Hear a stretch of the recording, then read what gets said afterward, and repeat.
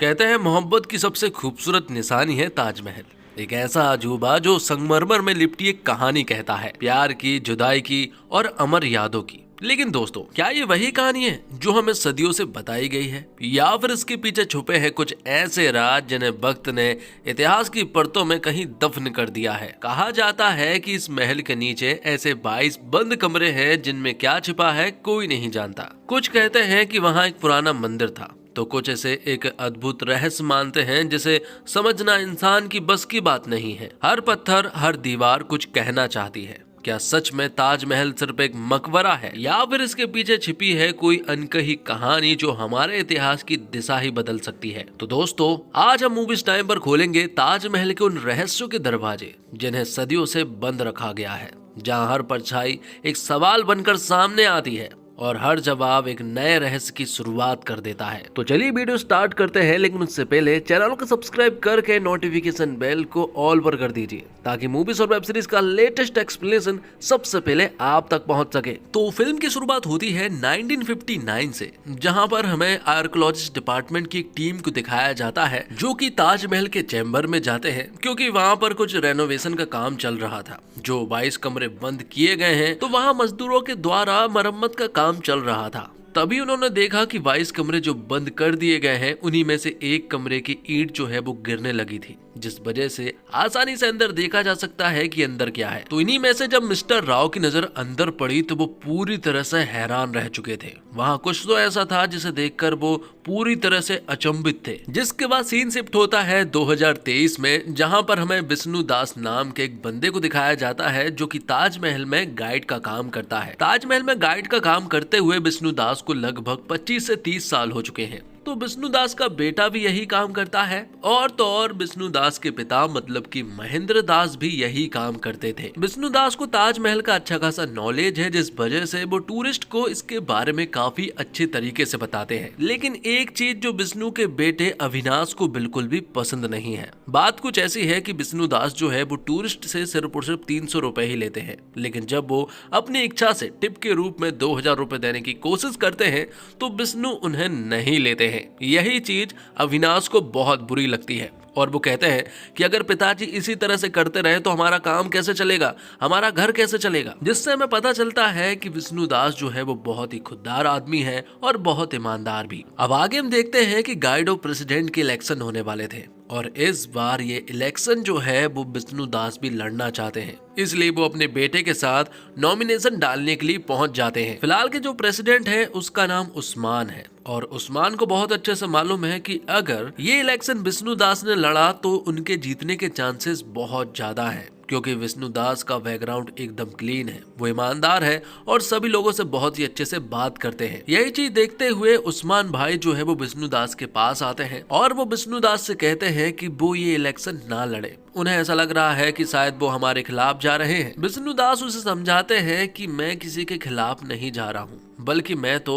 बहुत ही अच्छा काम कर रहा हूँ। इतने सालों से प्रेसिडेंट रहकर शायद जो आप काम नहीं कर पाए हैं, शायद वो काम मैं कर पाऊंगा। इतने सालों से मैं कहता आ रहा हूँ कि हमें गाइड की सिक्योरिटी के लिए कुछ करना चाहिए, लेकिन अभी तक ऐसा कुछ भी ना हो सका। बहुत सारी ऐसी चीजें हैं जो नहीं हो रही थी, इसलिए मुझे प्रेसिडेंट बनना होगा, और एक बार गाइड ऑफ प्रेसिडेंट बन गया तो मैं सारी चीजों को बदल पाऊंगा। तो जल्दी इलेक्शन होने वाला था, इसलिए विष्णु दास जो है वो इलेक्शन में लग जाते हैं। उन्हें लग रहा था कि वो ये इलेक्शन आराम से जीत सकते हैं। जिसके बाद विष्णु दास जो है वो एक इंटरव्यू भी देते हैं, जिसमें महिमा नाम की एक लड़की जो है वो एक डॉक्यूमेंट्री बना रही है, और वो ताजमहल के कुछ अननोन फैक्ट्स जो है वो जानना चाहती है। इसलिए वो यहाँ पर विष्णु दास का इंटरव्यू लेकर सारी इंफॉर्मेशन लेना चाहती है। महिमा यहाँ पर विष्णु दास से पुरानी बातें करती है और कहती है कि 1980 के आसपास कुछ लोगों ने यहाँ कार्बन डेटिंग की मांग की थी और उन 22 कमरों को खुलवाने की भी कोशिश की थी। यही मांग 1980 से पहले और 1980 के बाद भी हुई थी, जिनमें महेंद्र दास नाम के आदमी ने उन 22 कमरों को खुलवाने की कोशिश की थी। आखिरकार हम जानना चाहते हैं कि उन 22 कमरों में ऐसा है क्या,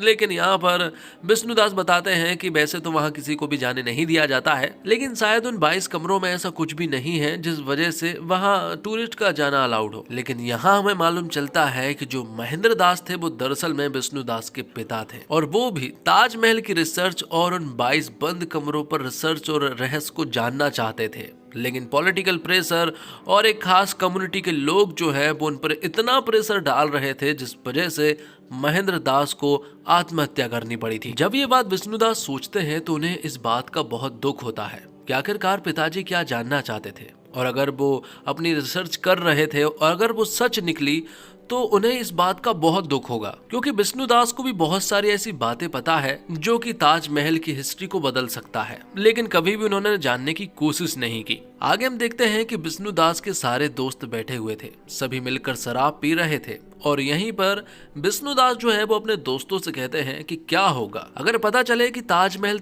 नहीं बल्कि एक पहले मंदिर था और फिर बाद में से ताजमहल बनाया गया है। तो सोचो हमारे पूर्वज ने जो सवाल उठाए थे उनका जवाब जानना कितना ज्यादा जरूरी है। तभी इन्हीं में से एक आदमी जो है वो भड़क जाता है और वह विष्णुदास से कहने लगता है कि जो ताजमहल हमें रोजी रोटी दे रहा है, हमें कोई हक नहीं बनता है कि हम उस पर सवाल उठाएं। जिस थाली में हम खा रहे हैं उसमें छेद नहीं कर सकते। तब विष्णुदास कहते हैं कि ताजमहल हमें रोजी रोटी जरूर दे रहा है, लेकिन इसका मतलब ये नहीं है कि हम ताजमहल के इतिहास को भी ना जाने। क्या कभी देखा है कि किसी मकबरे पर गुंबद हो? क्या कभी देखा है कि उसमें कलश हो और तो और आम के पत्ते और एक चांद भी मौजूद हो? ऐसा तो मैंने सिर्फ और सिर्फ मंदिर में ही देखा है। मुझे तो ऐसा लग रहा है कि ताजमहल एक मकबरा नहीं बल्कि एक मंदिर है, और दूध का दूध पानी का पानी तब हो जाएगा जब इस ताजमहल का कार्बन डेटिंग होगा। ये सुनकर विष्णुदास के बहुत सारे दोस्त भड़क जाते हैं और उनके बीच में बहस होने लगती है। अब आगे हम देखते हैं कि विष्णुदास को गाइड ऑफ प्रेसिडेंट और एसोसिएशन वाले अपने पास बुलाते हैं। बात कुछ ऐसी है कि जब कल शाम को विष्णुदास ये सारी बातें बता रहे थे, उन्हीं में से एक आदमी ने ये सारी चीज रिकॉर्ड कर ली थी और अब वो वीडियो जो है वो पूरी तरह से वायरल हो चुकी है। तो अब बहुत सारे लोग जो है वो विष्णुदास के लिए मुर्दाबाद के नारे लगा रहे हैं और अब एसोसिएशन वाले अब उसे अपने पास बुलाते हैं। उस्मान खान जो कि फिलहाल की स्थिति में गाइड ऑफ प्रेसिडेंट है, वो यहाँ पर विष्णुदास से कहते हैं कि तुम्हें सस्पेंड किया जाता है, क्योंकि विष्णुदास ने वीडियो में जो सारी चीजें कही है वो सारी चीजें उनके हिसाब से बहुत ही ज्यादा गलत कही है और उन्हें ऐसा लगता है कि विष्णुदास जो है वो टूरिस्ट को मिसगाइड कर सकते हैं, इसी वजह से उन्हें सस्पेंड कर दिया जाता है। लोगों के अंदर बहुत गुस्सा था, जिस वजह से मुस्लिम लोग जो है वो यहाँ पर विष्णुदास के मुंह पर कालिक पोत देते हैं और अब तो विष्णुदास का इलेक्शन लड़ने का सवाल ही पैदा नहीं होता है। रही बात विष्णुदास के बेटे अविनाश की, तो उसे भी सस्पेंड कर दिया गया था। डायरेक्टली नहीं किया गया, लेकिन उससे कहा गया कि अगर तुम भी यहाँ पर रहोगे तो तुम्हारे साथ भी कुछ बुरा हो सकता है, इसलिए उसे घर पर रहने की हिदायत दी जाती है। तो सस्पेंड होने के बाद अब विष्णुदास ने भी कुछ चीजें सोच ली थी। उनके पिता महेंद्र दास जो रिसर्च कर रहे थे, जिन 22 कमरों का रहस्य वो जानना चाहते थे, अब ये सारी चीजें जो है वो विष्णुदास भी जानना चाहते हैं, इसलिए वो अब एक PIL फाइल करना चाहते हैं, जिसका मतलब होता है पब्लिक इंटरेस्ट लिटिगेशन, क्योंकि विष्णुदास के पास अब खोने को कुछ भी नहीं बचा है और पाने को बहुत कुछ है। तो अब विष्णुदास जो है वो शशिकांत नाम के एक वकील के पास जाते हैं और उन्हें ताजमहल पर केस करना है, ये सारी बातें उन्हें बता देते हैं कि वो एक PIL फाइल करना चाहते हैं, और जिस पर शशिकांत कहते हैं कि ये इतना आसान नहीं है। आपसे पहले भी बहुत सारे लोगों ने ताजमहल पर केस करने की कोशिश की है और PIL भी फाइल की है, लेकिन हर बार कोर्ट ने उन्हें रिजेक्ट कर दिया है, क्योंकि एक सॉलिड एविडेंस होना बहुत जरूरी है। लेकिन विष्णुदास के पास कुछ लोग ऐसे हैं जिनकी वजह से वो सॉलिड एविडेंस ला सकते हैं। वो यहाँ महेंद्र दास मतलब कि अपने पिता के दोस्त के बेटे के पास जाते हैं और वहां से वो कुछ सॉलिड एविडेंस कलेक्ट कर लाते हैं और अब वो PIL फाइल करने के लिए पूरी तरह से रेडी थे। लेकिन तभी कुछ प्रॉब्लम सामने आ जाती है। बात कुछ ऐसी है कि विष्णुदास के वकील शशिकांत के कुत्ते को कल रात कुछ लोगों ने गोली मारकर हत्या कर दी है